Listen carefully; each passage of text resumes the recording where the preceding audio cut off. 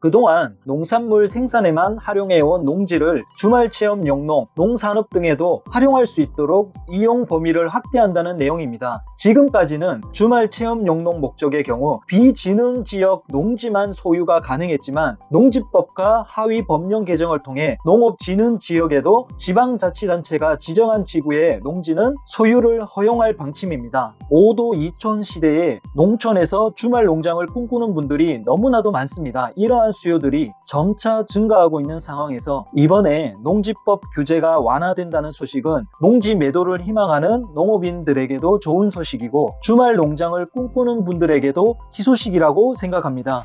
안녕하세요. 오픈마인드의 건부장입니다. 정부가 농지 활용도를 높이기 위해 농사 용도로만 활용이 가능한 절대농지로 불리는 농업진흥지역도 주말 체험 영농 목적의 농지 소유를 허용하기로 했습니다. 참고로 주말 체험 영농이란 농업인이 아닌 개인이 주말 등을 이용하여 취미생활이나 여가활동으로 농작물을 경작하거나 다년생식물을 재배하는 것을 말합니다. 농업진흥지역에 수직농장과 농촌 체류용 쉼터 설치를 허용하는 데 이어 주말 농장을 위한 농지 소유가 가능하도록 관련 법 개정에 나서기로 했습니다. 농림축산식품부는 이와 같은 내용을 담은 2025년 주요 업무 계획을 1월 13일에 발표했습니다. 박수진 농식품부 기획조정실장은 올해 농식품부는 대내외 불확실성 확대, 내수 부진 등 어려운 민생 여건을 고려해 농업인과 국민의 삶을 안정시키는 데 총력을 다할 방침이라며 농지와 쌀산업 등 농업, 농촌 4대 구조 개혁을 본격화하고 미래 세대를 준비하기 위한 신산업 4대 혁신 프로젝트와 동물복지 및 친환경적 농축산업에 집중적으로 투자할 계획이라고 발표했습니다.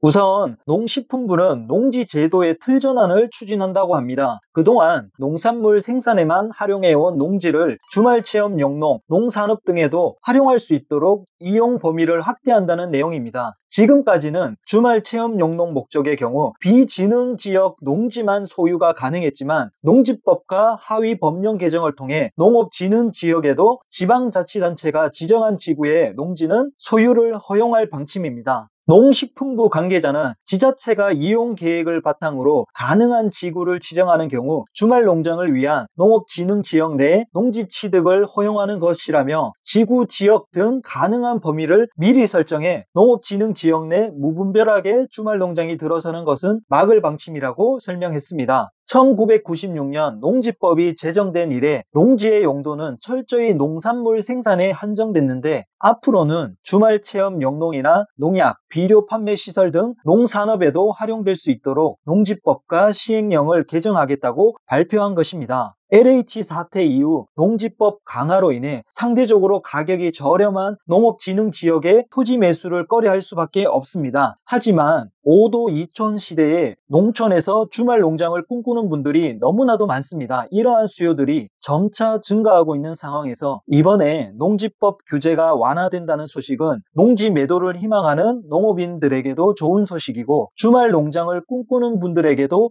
희소식이라고 생각합니다. 추가로 제한적으로 허용되어 온 농지 임대차 규제도 완화하기로 했습니다. 현행 농지법은 60세 이상 농업인 가운데 자신이 소유한 농지를 5년 이상 작용한 경우 등에만 임대차가 허용됩니다. 농식품부는 이와 같은 기준의 적절성을 검토해 기준 완화에 나설 방침이라고 합니다. 만성적 쌀 공급 과잉 방지를 위해 적정 생산과 고품질 쌀 생산 확대, 소비 확대를 중심으로 근본적인 쌀 산업 구조 전환도 추진 예정입니다. 8만 헥타르 감축을 목표로 올해 처음 시행하는 벼 재배 면적 조정제를 이행하는 한편 시도별 1개씩 고품질 쌀 전문 생산단지를 시범 운영하고 단백질 함량 표기 의무화 등 쌀의 품질 제고를 위한 노력도 병행할 예정입니다. 농식품부는 직불 수입 안정보험 중심으로 농업인 소득 안정 모델을 강화하고 서비스 제공 방식 전환으로 농촌 주민들의 삶의 질을 높일 방침입니다. 농업인들의 기초소득 수준을 높여 나가기 위해 직불제 시행 후 최초로 기본 면적 직불 단가를 5% 인상하고 현재 3,700만 원인 직불금 지급 대상자의 농해소득 기준을 완화하기로 했습니다. 박수진 농식품부 기획조정실장은 지난 10일 사전 브리핑에서 높아지며 3,700만 원 기준은 2009년에 처음 적용됐습니다. 가구 소득 증가율이 꽤 높아져 그동안의 상황 변화를 반영해 조정하겠다는 것이라고 설명했습니다.